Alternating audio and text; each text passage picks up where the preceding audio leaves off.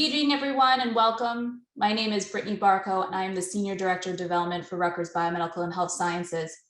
We thank you for attending the virtual Rutgers Better Together event, Alzheimer's Disease 2021, When Will a Cure Come Along? Today, we are honored to have with us two world-renowned physician scientists, Dr. William Hu and Dr. Jasdeep Handal. Dr. William Hu is Associate Professor and Chief of Cognitive Neurology in the Department of Neurology at Rutgers Robert Wood Johnson Medical School, and Associate Director for the Center for Healthy Aging in the Institute for Health, Healthcare Policy, and Aging Research. He completed his training at the Mayo Clinic and University of Pennsylvania before joining the faculty at Emory University School of Medicine in 2010. He introduced and popularized modern biomarker-based diagnosis of mild cognitive impairment and dementia to the Southeastern region, and was recruited to Rutgers in 2020 to head the Division of Cognitive Neurology. Dr. Hu heads a highly productive laboratory, which has refined the use of cerebrospinal fluid biomarkers for early Alzheimer's disease diagnosis. He has additionally developed novel spinal fluid-based tests for the most common forms of frontotemporal dementia and Lou Gehrig's disease. His laboratory was the first in the world to show that key spinal fluid markers for Alzheimer's disease differ between older Black and white adults, and identified how inflammation impacted the development of Alzheimer's disease. Since joining Rutgers, he is leading a team of physicians and scientists to expand his innovative Alzheimer's disease work to other major racial groups in New Jersey, and is spearheading major efforts to understand clinical and biochemical features of post-COVID brain fog. Dr. Jasdeep Handal is a board-certified clinical neuropsychologist and director of neuropsychology at the Rutgers Robert Wood Johnson Medical School. He holds joint appointments in the departments of neurosurgery and neurology at the rank of associate professor. Dr. Handal completed his doctoral degree in clinical psychology from Roosevelt University in Chicago, his neuropsychology internship at the Mount Sinai School of Medicine, and residency fellowship at the JFK Johnson Rehabilitation Institute's Center for Head Injuries. Dr. Handal maintains a busy clinical practice at Robert Wood Johnson Medical School. Dr. Handal's patient care philosophy emphasizes a comprehensive integrative approach to diagnosis and management of brain-based disorders. Consequently, he works with local and regional partners to improve diagnostic accuracy, as well as to devise tailored treatment plans determined to maximize neurocognitive recovery and improve patient and caregiver quality of life. In addition to his clinical work, Dr. Handal maintains an active interest in research, and his recent work involves remote single-point delivery of neurorehabilitation therapy through virtual reality environments. Dr. Handal has either completed or has active research projects involving computer-based cognitive rehabilitation targeting traumatic brain injury, post-stroke functioning, early-stage Alzheimer's disease, cancer-related cognitive impairment, and multiple sclerosis. Dr. Handal is also interested in healthy brain aging, particularly in the South Asian American community. Beyond clinical and research, Dr. Handal is involved in student education through his neuropsychology extern program, shadowing opportunities, invited student lectures, and mentorship. Dr. Handal is also involved with national and international neuropsychological organizations. He currently serves as the chair of the National Academy of Neuropsychology, NAN, membership committee. He is a former member at large of the Asian Neuropsychological Association, ANA, and currently serves on the ANA Board Advisory Board, chairs the ANA Resource Committee, and is on the membership committee. Please note, all attendees have been placed on mute for the duration of this discussion.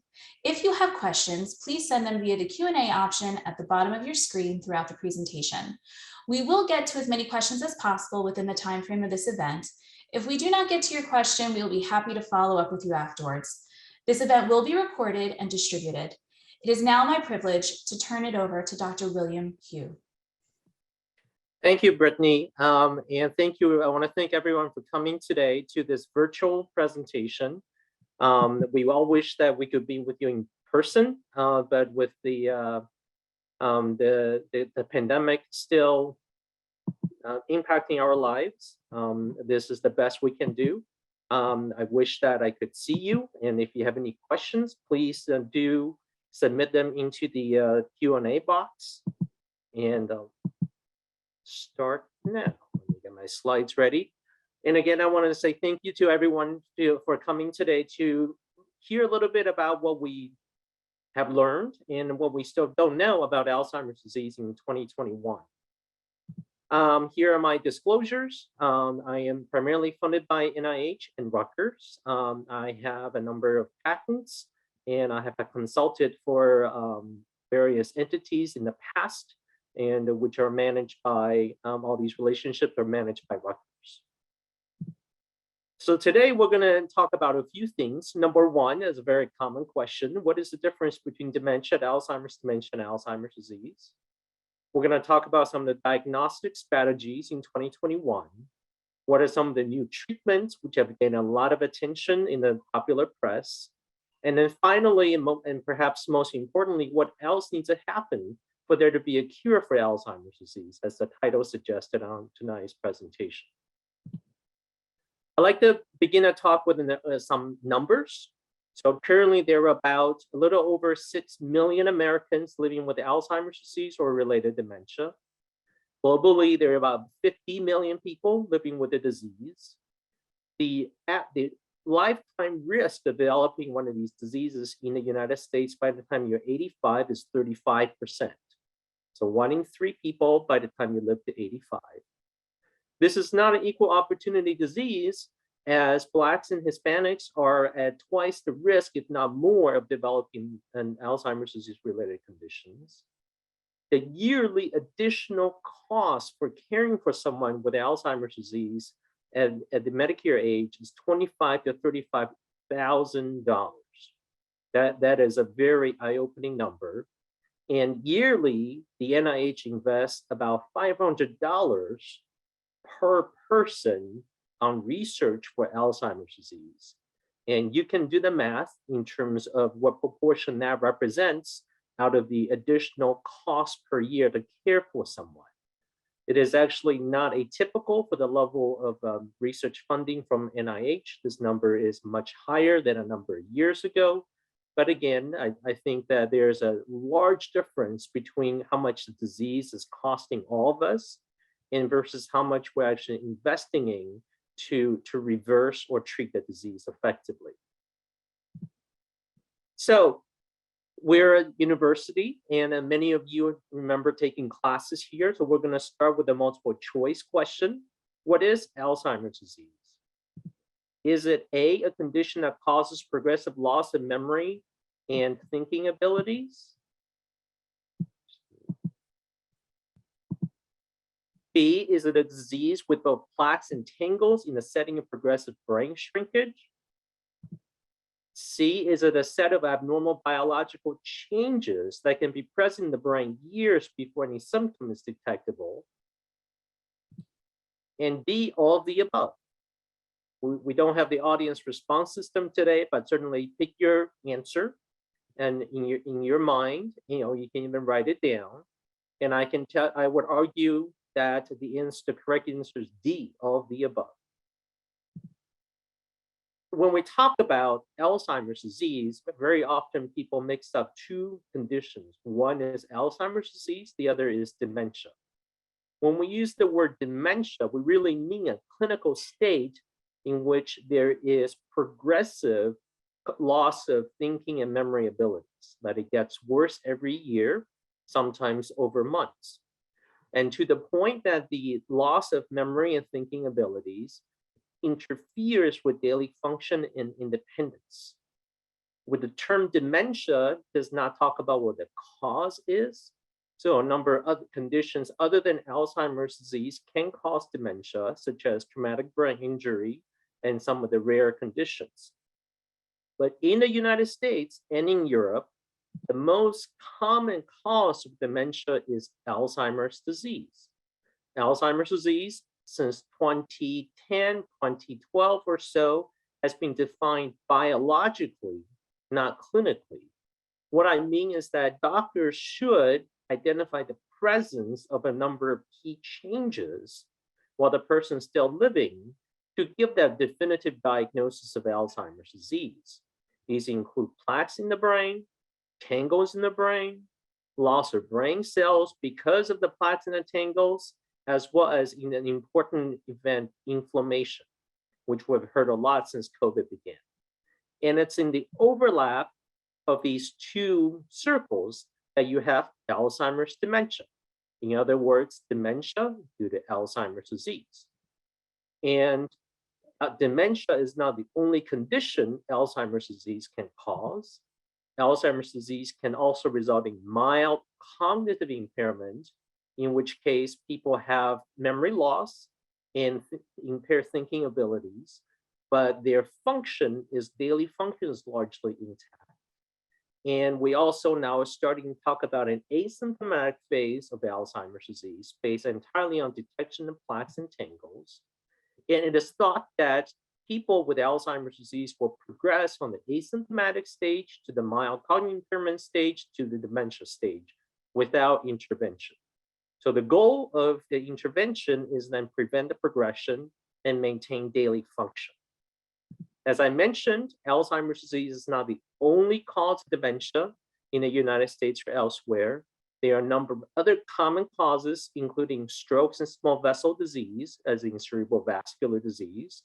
There's frontotemporal lobar degeneration, which peaks at an earlier age than Alzheimer's disease, and Lewy body disease, including dementia of Lewy bodies and Parkinson's disease, and other rare conditions, including chronic traumatic encephalopathy and Creutzfeldt-Jakob disease.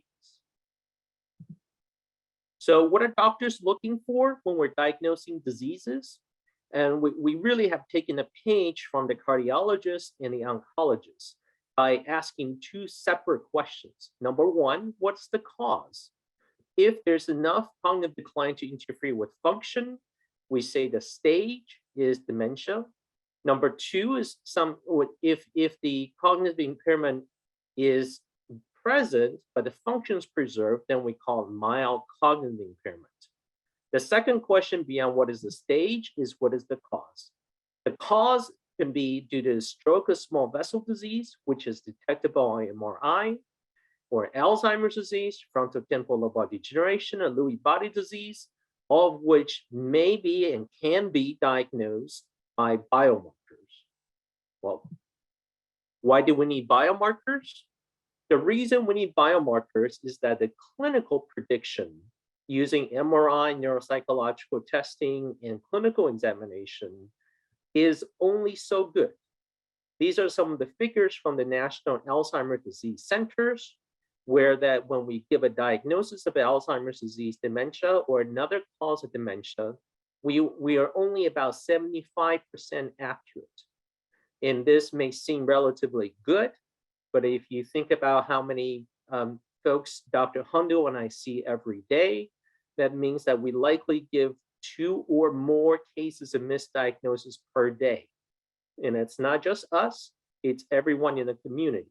It's not a matter of how good a doctor is.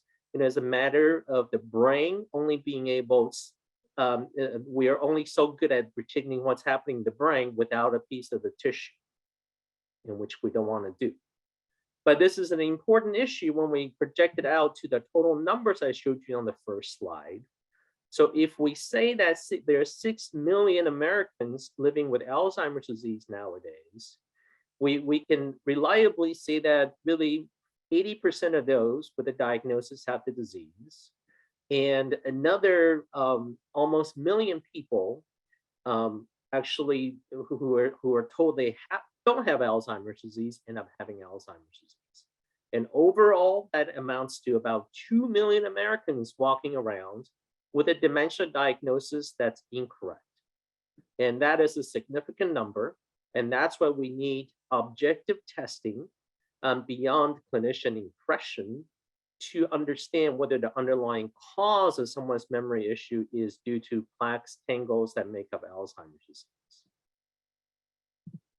And currently, there are 2 approaches to do this. One is through spinal fluid markers, which I have had the honor of helping develop, and with the help of many other scientists as well as volunteers. It is now known that in Alzheimer's disease, when we measure the spinal fluid levels of 3 proteins, the amyloid beta 42, which makes up the plaques and tau, phosphorylated tau, which make up the tangles in Alzheimer's disease. The combination of these three proteins can reliably predict Alzheimer's disease with 97% accuracy. And this is even true when distinguishing between Alzheimer's disease from other dementias. The other test that's available is an amyloid PET scan. A PET scan involves the injection of a low dose of radioactive dye into the vein, and then for the dye to travel to the brain and light up the areas of the plaques like this. And as we mentioned earlier, and as I'll mention many times hereafter, Alzheimer's disease includes multiple parts. So all this says, the amyloid PET says, is that there's amyloid present. It doesn't definitively diagnose Alzheimer's disease. And in fact, it is FDA approved to rule out Alzheimer's disease. Another difference between these two is cost. Whereas the spinal fluid markers cost about $400 to do. This is not necessarily how much the commercial laboratories would charge, but this is the cost. The PET scan costs about $2,500 to do. And then if you're taking to the commercial overhead and so forth, this generally gets to about $4,000 to $5,000 per scan. There's a large difference in terms of how these tests are performed, and there's a large difference in cost. And from an equity perspective, I have always personally preferred spinal fluid markers, even though it has a bad reputation on the streets, that somebody's Uncle Joe always had a bad experience with lumbar puncture in emergency room in rural North Dakota. But in a controlled setting, in a Rutgers or anywhere else, by an experienced neurologist, it is a very safe and well-tolerated procedure. I often also get this question beyond the biomarkers. If I don't have any memory symptoms yet, I'm concerned about my risk for Alzheimer's disease. Is there an Alzheimer's gene? And you may have heard about this gene called the ApoE. And this is a number of studies have identified ApoE to represent an increased risk for Alzheimer's disease. But this risk is not only dependent on your age, but also on what study you're actually looking at, because different people go to different studies. Let me just give you an example. If you're between the age of 60 and 64, if you happen to look at the numbers from the Alzheimer's centers, having one copy of the risk gene gives you about a 5% chance of developing Alzheimer's disease over the next 5 years. At the same time, if you were to live in Framingham, Massachusetts, and your risk developing Alzheimer's disease with the same gene is less than 1%. So there is something bizarre about some of these numbers, but when we look at them across cohorts and across studies, there is a mildly increased risk of developing Alzheimer's disease if you have one or two copies of the gene. And what I have shown you here are the three figures across age ranges of the risk. And what I want you to pay attention to is that having one copy at the age between the age of 60 and 64 has about the same risk as having no copy between the age of 65 and 69. Similarly, having one copy of the gene at age 65 to 69, it has about the same risk as having no copy of the gene in an older age. What this means is that if you have one copy of the gene, the risk gene, you're at about you're at a risk of someone who is 5 years older than you without the gene. And between individuals, there's a great variability. And when we look at the people with the two copies of the gene, it is, well, you can say it's very high risk, but only 3% of the population have two copies of the gene. So the two copy folks are actually very rare. So the majority of the time when you have a copy of the risk gene, it ages you by about 5 years from a brain age perspective. But there are many things that, as we'll talk about, you can do to perhaps reverse the effect, which is why in a clinical setting, the American Academy of Neurology and myself do not recommend a routine testing for this gene. Importantly, what the difference between the Alzheimer's centers and population-based studies is that there are many other genes that are risk genes for Alzheimer's disease. This is an interesting type of figure we show. That on the x-axis on the bottom here is how frequently the risk gene is present in the general population. On the y-axis here is the relative risk, that additional risk that you get by having a copy of that gene. The ApoE gene is here, which is about present in about 15% of the people, but then it increases your risk modestly. But then there are a large number of other genes that are much, much more common, even though they increase your risk perhaps a little less, or even sometimes they're protective. And depending on the combination of all these genes, they are now over 50. And that's really what gives you an overall Alzheimer's risk score.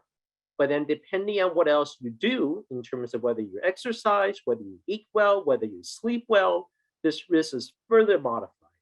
So this is certainly not a risk that's written in stone, but a guideline to help you decide how risky, in a way, your lifestyle should be.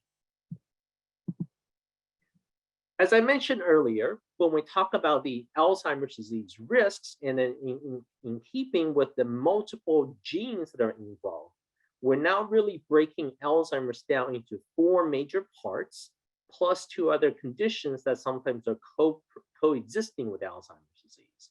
So Alzheimer's disease, like I mentioned earlier, consists of plaques, tangles, neuronal loss, and inflammation. In the spinal fluid, and this is a cheap procedure, we can do it in one procedure and measure all these entities to create a rather comprehensive portfolio. With PET scan, you really get one PET scan at a time. So there's the amyloid PET I mentioned. There's another tau PET that's also FDA approved. There's an FDG PET, which you may have heard about. And there are many other PETs that are under development. And so in principle, in the future, if we're going to comprehensively diagnose someone with a type of diseases in the brain, you may have to have 4 or more PET scans, which can be very costly and very time consuming, versus having just one spinal fluid test, even though the spinal fluid may travel to other cities for the advanced test to be done. And from a convenience perspective, many of us believe that spinal fluid is a much more straightforward procedure. But why do we need to know all this other information? Isn't it enough just to know plaques and tangles are present? Well, here's an example of why we need to know more than about plaques and tangles. This is from the National Alzheimer's Study, where we follow people with mild cognitive impairment, whether it's due to Alzheimer's disease or not, over 10 years. And look at how their cognition and function change over time.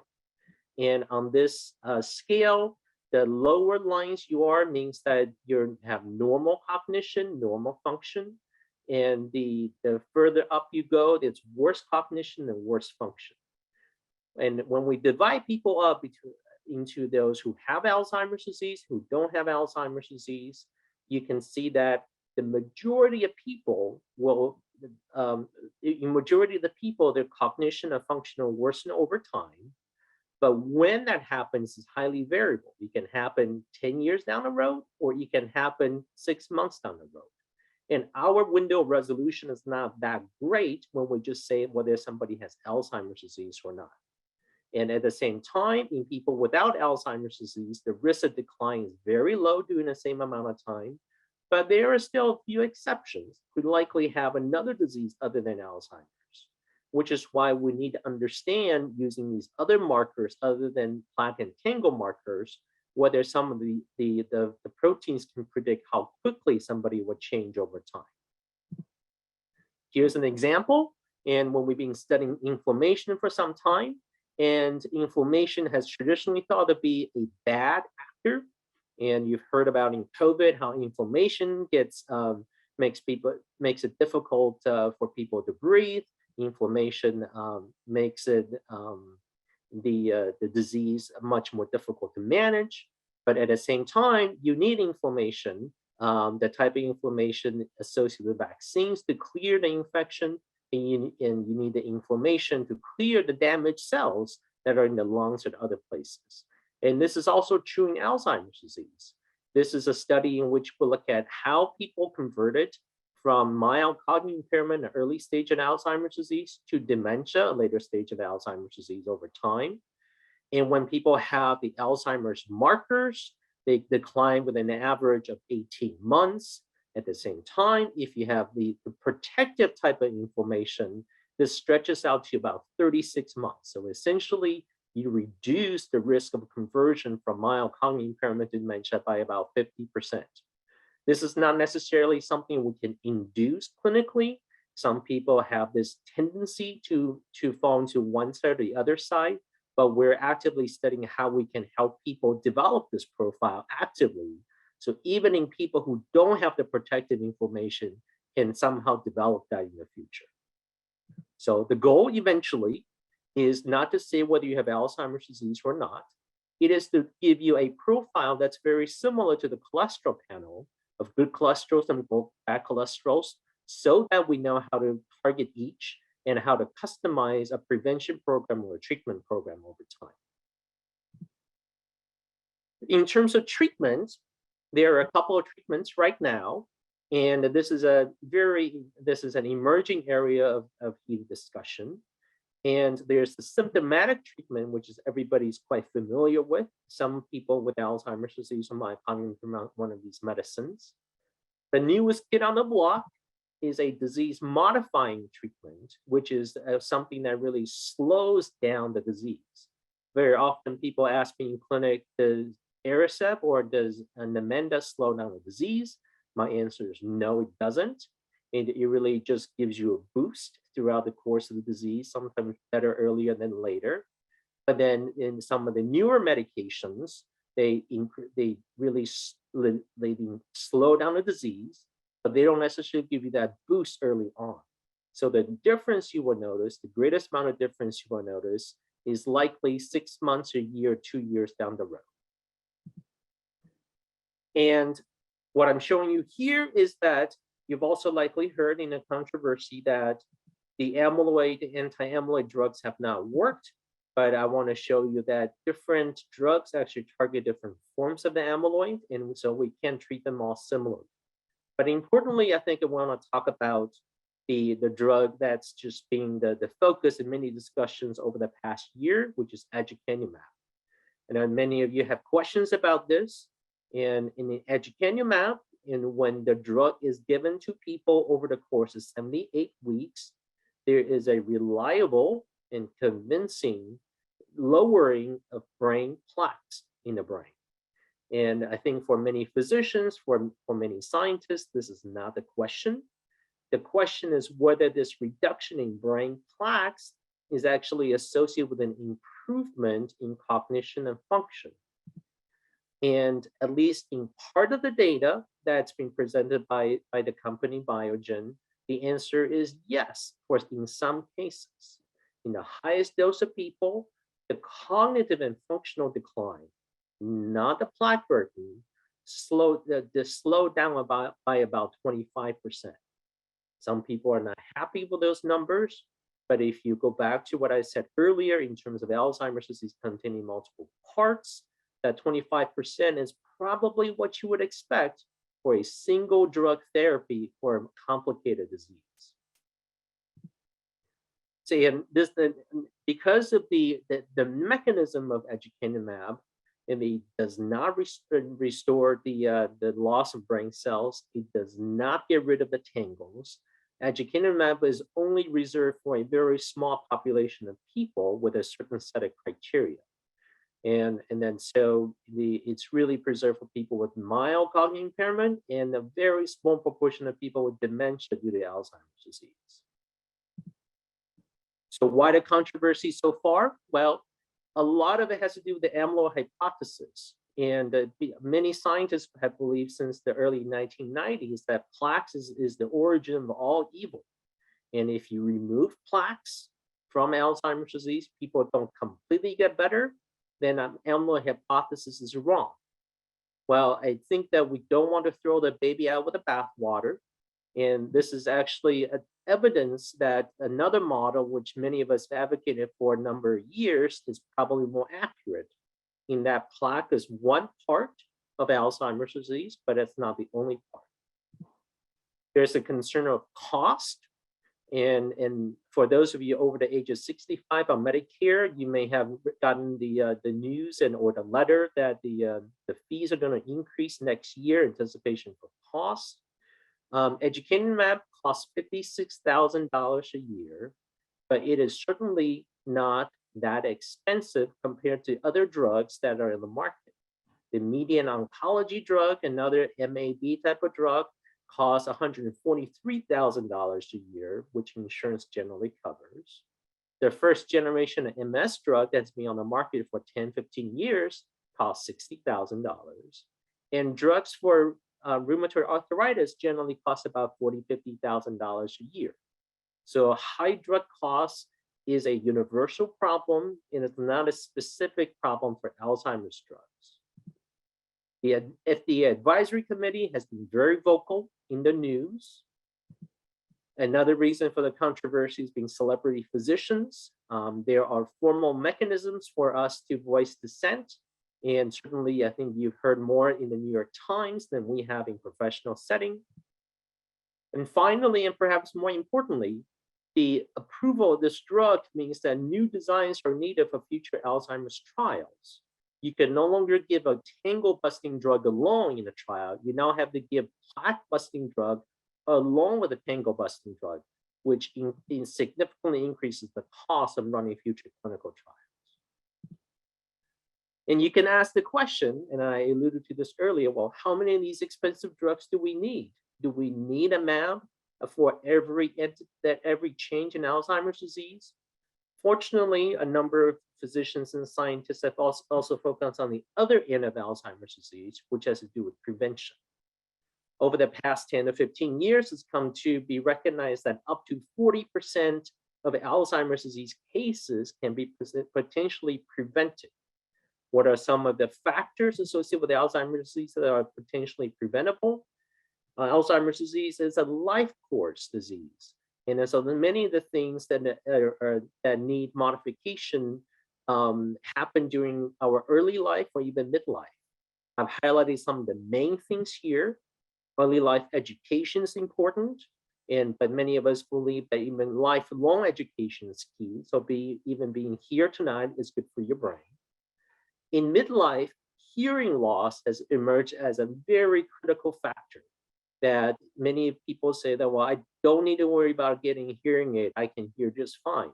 Well, these studies disagree. So those of you with hearing troubles, please go get your hearing checked. In later life, as important as smoking, diabetes, and physical inactivity combined is depression and social isolation.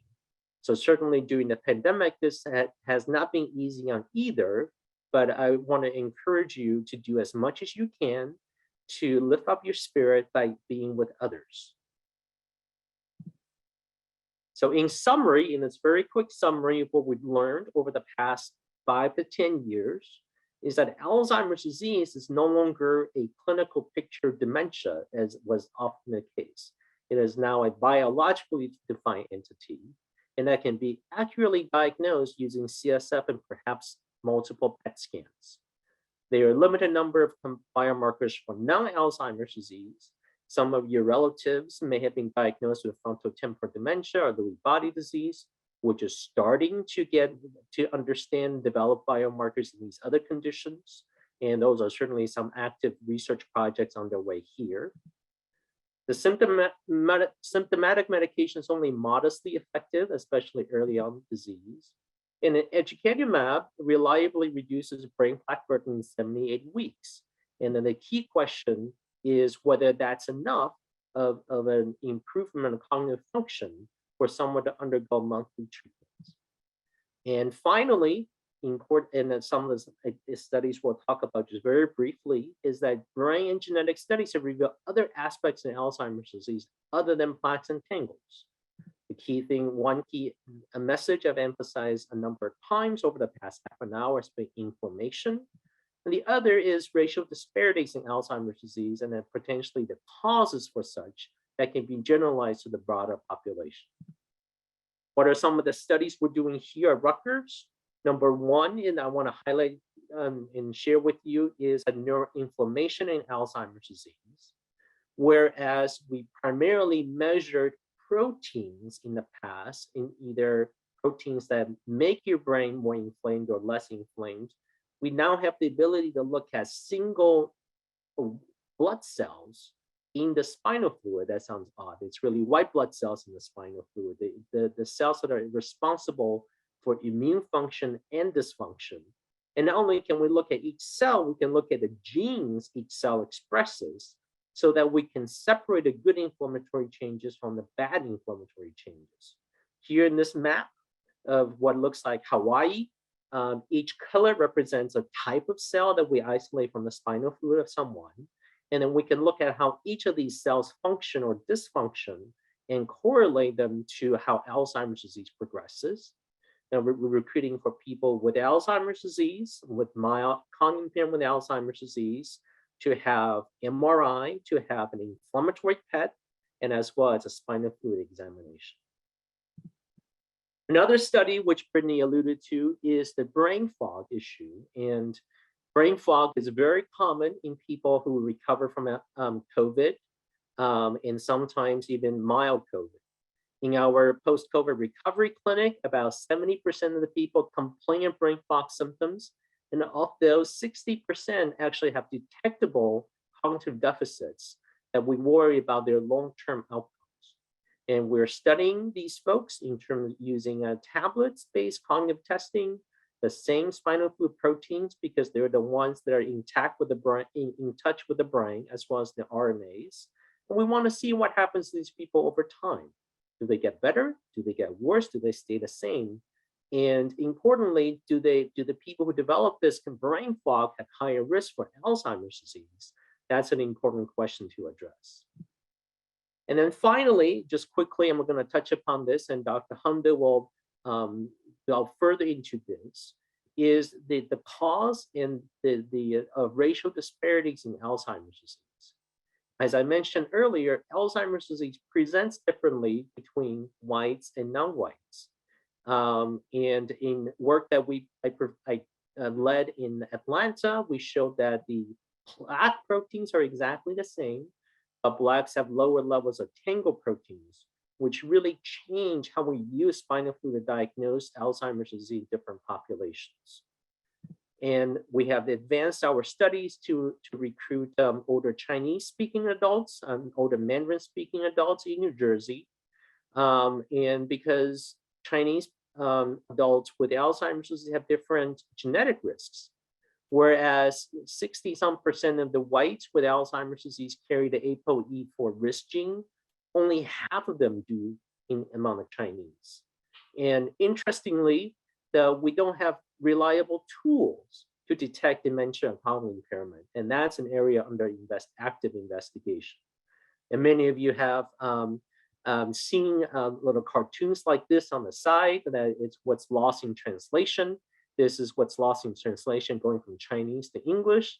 And conversely, we actually see a bit of that when the cognitive assessment tools are translated from English to Chinese for the detection of Alzheimer's disease. So I couldn't have done much of this work on my own. And I think this is really what I'm really presenting to you today is the product of a large team.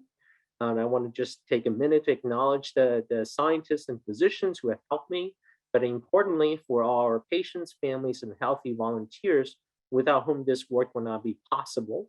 And I also want to acknowledge the funding agencies, especially the philanthropic sources who have really made this work possible while we go through some of the time-consuming activities at NIH get funded.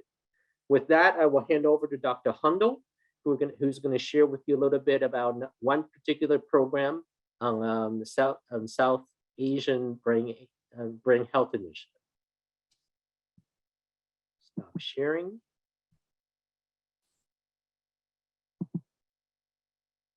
Thank you, Dr. Hu. So let me share, give me 1 second.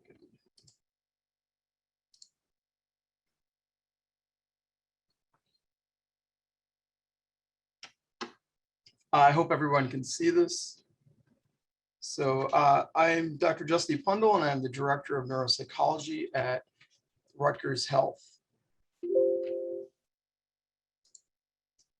As far as disclosures go, I am in leadership positions with several national organizations and do receive grant funds from multiple sources, including the NIH, NIA, the National Cancer Institute, Department of Defense, and a few others. As far as the material in this presentation, there should be no conflicts.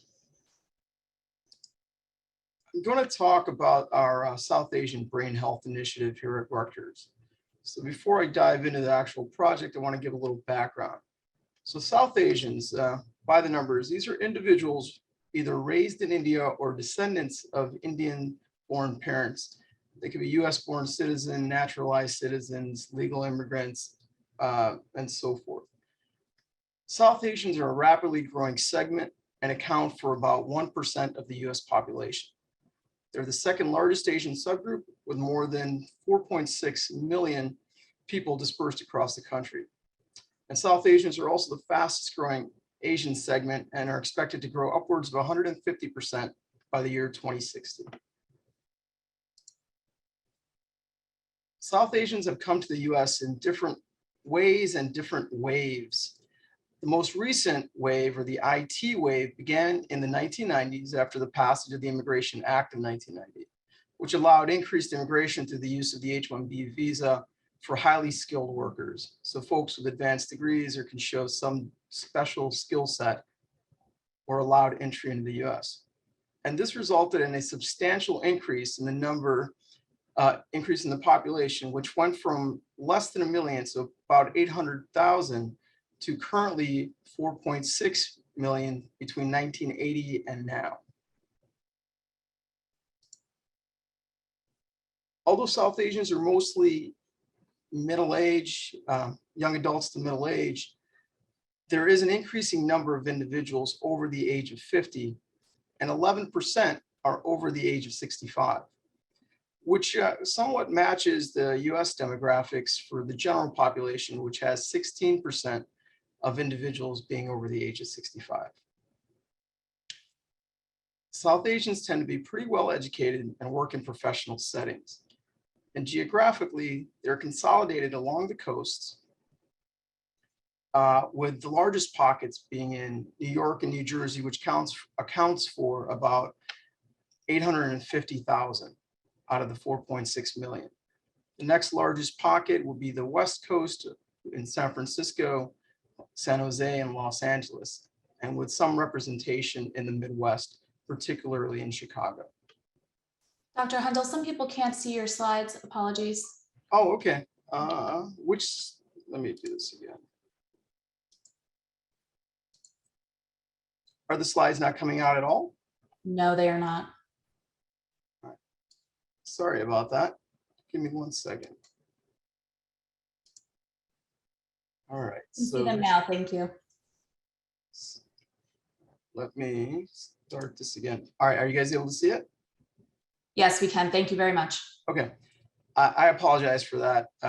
You didn't really miss too many graphics, so it's just more of the data in a visual format. But I'll pick back up. So as I was saying, geographically, the largest concentration is here actually in the New York, New Jersey, and Pennsylvania area. So with South Asian health, there are a couple things that we do know, and then there's a lot that we don't know. So despite the increasing numbers and the advancing age of the South Asians immigrating and living in the US, we don't know much overall. What we do know is that that South Asians are at higher risk for cardiovascular disease and related metabolic disorders such as coronary artery disease, hypertension, high cholesterol, diabetes, which are at rates actually 2 to 3 times higher than their white counterparts. There's also an increased risk for heart disease, strokes, and insulin resistance despite lower body mass index. And these are all factors that can contribute to abnormal brain health and aging. Particularly, they're risk factors for developing dementias. And what we don't know and need to learn overall is what are some of the mechanisms that contribute to health, normal and abnormal aging in this group? What are some of the mental health risk factors? And just a general sense of mental health overall in this population. Substance use, which can also contribute to brain changes and developing dementia or putting people at risk for dementia, as well as healthcare utilization. For the data that we do have, we know that this group is less inclined to actually access healthcare services compared to their US-born counterparts. And there's many other factors that we're still trying to learn. So through the South Asian Brain Health Initiative, our goal is really just to gain a better understanding of healthy and abnormal aging in this large community.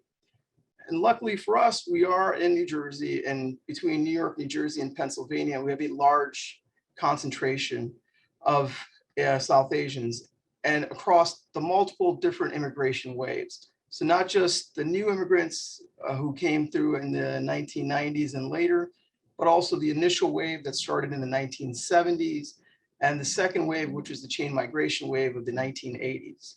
So here we would have access to a wide range of individuals and a wide range of age groups.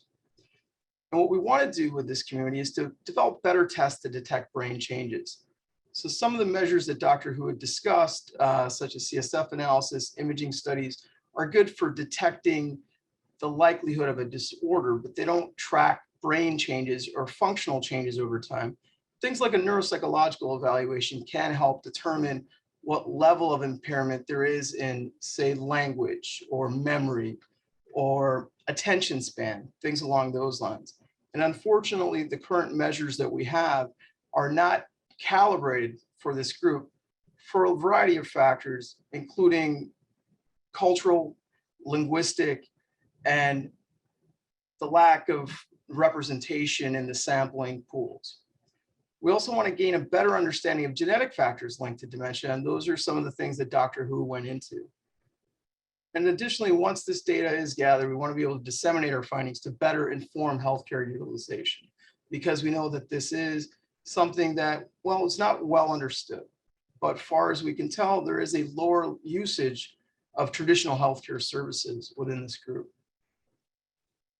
So some of the current projects that we have is one is the Asian Brain Health Imaging Study, where we are looking to recruit community dwelling normal adults as well as those with a dementia diagnosis to undergo a series of tests, including an MRI, blood work, CSF analysis if they're willing, and neuropsychological testing just to get a better understanding of performance on all of these instruments and see if there are some patterns that we can discern that can help us better calibrate our measures for detecting brain changes. Another project that I have going on is a virtual reality-based rehabilitation program for individuals with mild cognitive impairment or early stages of Alzheimer's disease. And this is open to the general US population, so it's not dependent on if you're from South Asian descent. And here the idea is that through early intervention, through early cognitive non-pharmacological intervention, that we can potentially either prevent or delay progression into more advanced stages of dementia. And beyond these two projects, there really is a need to develop and validate more neuropsychological measures. So future projects would include developing better instruments for detecting and monitoring progression of cognitive changes over time.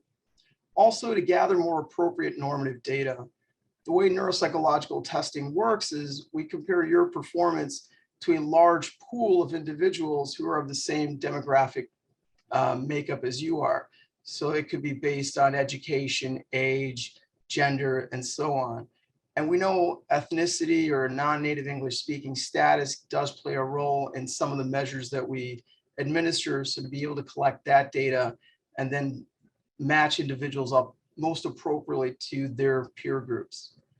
We also want to just get a better understanding of healthcare utilization and access to care. What are some of the hurdles and roadblocks and ways to engage this population in using more traditional healthcare services. So with that, I'm going to end this part of the talk and we can open it up to more general questions.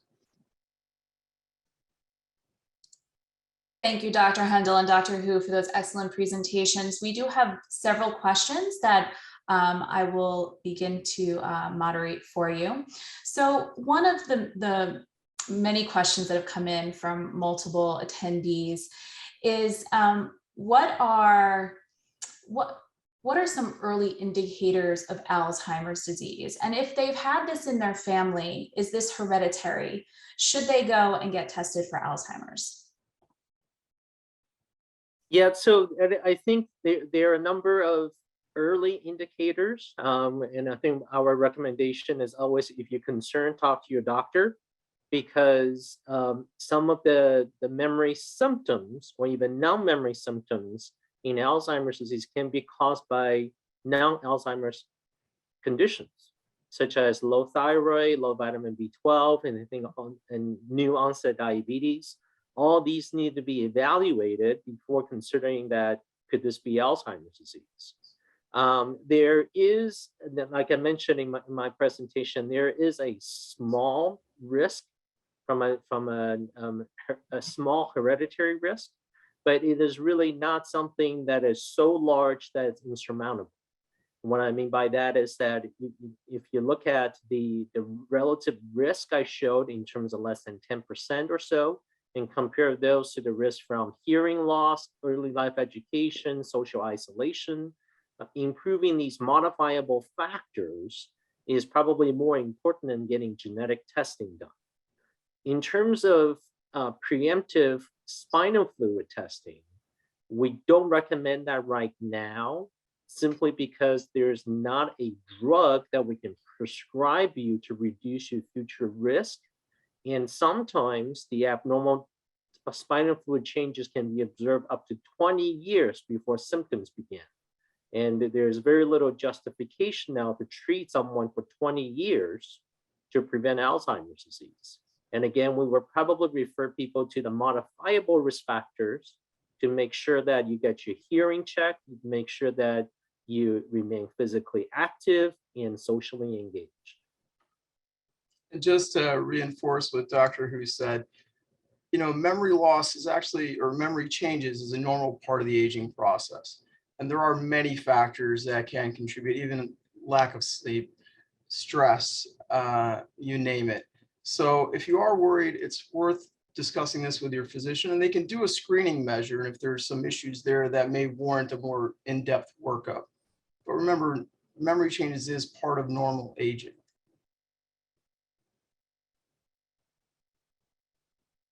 Thank you very much for that. Then another question that came in, what studies are currently being done to uncover key factors leading to the neuroinflammation, whether the good or the bad, and also any other subsequent studies for early stages of plaque development, any research being done on those areas? Yeah, we as well as others are currently doing studies on how inflammation develops. I think it's difficult sometimes to know what predisposes one to something in the future, and it's easier to understand when it has happened. And so that's what we're really just looking for people now, with and without Alzheimer's disease, to see what the differences are between people with good inflammation and without, and with bad inflammation and without. Some of the good and bad may have to do with diet. Some of the good and bad may have to do with where you live. Some of the good and bad may have to do with genetics. And I think we rely on lots of participants and volunteers to answer these questions. So if you're interested, certainly I popped up the email on every slide. It's memory411 at rutgers.edu. Please contact us, and we'd be happy to see if there's a study you can participate in. Great, thank you. We have a question about your biomarker research, particularly how is AI being used to determine which biomarkers are relevant? And AI is a very broad term, and you know, we have. I just bought my wife vacuum cleaners and robotic vacuum cleaners that have AI, and then we have different types of AI we use in neuropsychology and biomarker analysis. Part of the advantage of AI is really good, and part of the disadvantage of AI is that we don't know what makes them so good.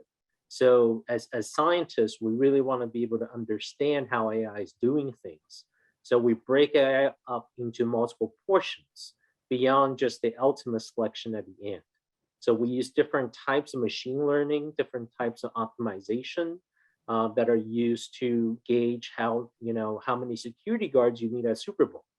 And it's actually very similar mathematical algorithms we use to determine whether something is good inflammation and something is bad inflammation. Great. We did have a question about your brain fog studies post-COVID.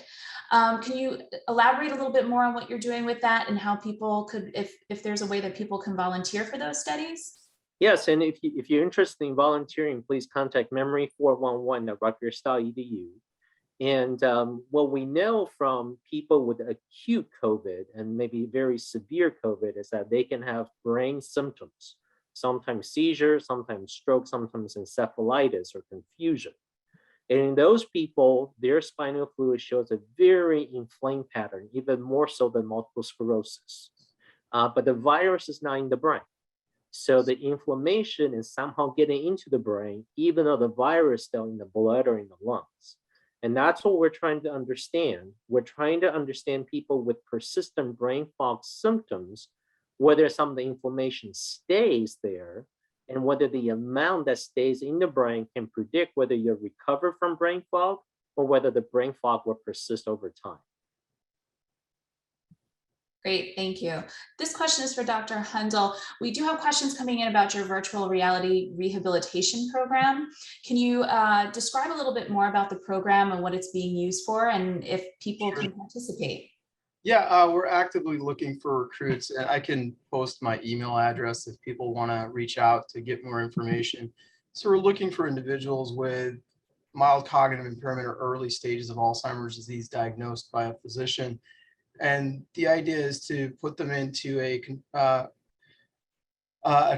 study with a control and a treatment arm. So there's a 50% chance he'll be actively receiving the intervention. And it's a 8-week intervention that will be done from home using an immersive virtual environment to train the brain in certain activities that enhance attention, memory, problem solving, things along those lines. And then we'll evaluate individuals at baseline, so prior to the intervention, after the completion of the intervention, and then at a time point down the road just to see what is changing on neuropsych measures as a proxy for improvement in those skill sets.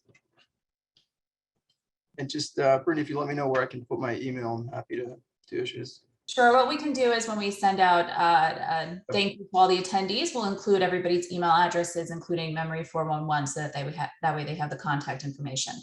Perfect. We're right around 7 o'clock. I just wanted to say we do have lots and lots of questions that are coming in. We do apologize if we haven't gotten to them. One last question real quick is how can people get involved and help with efforts to find a cure for Alzheimer's? That's one of the major questions that has also come in. Yeah, I think there are two major ways. One is, you know, be a volunteer to help to participate in studies. We need people with Alzheimer's disease, but like Dr. Hundal mentioned, we also need lots of people who don't have Alzheimer's disease. We need people in their 70s, but we also need people in their 50s and 40s, as we know Alzheimer's disease to be a life course type of condition. And the other is that NIH funding does take time. And a typical NIH application takes more than a year to be funded. And in the meantime, we need to be able to sustain the research activities to train our the next generation of scientists, and certainly, you know, we rely on generous philanthropy for that, and support from the alumni, support from other foundations. Wonderful. Well, I want to say thank you very much to Dr. Hu and Dr. Hundel for doing these wonderful presentations this evening, and for everybody that attended. We do have a lot of questions that have not been answered. We will try to answer them. So please look for those. And this is all being recorded, and it will be also sent out to everybody, including contact information. So again, thank you for joining us, and have a wonderful evening, and a happy Thanksgiving to everybody. Good night.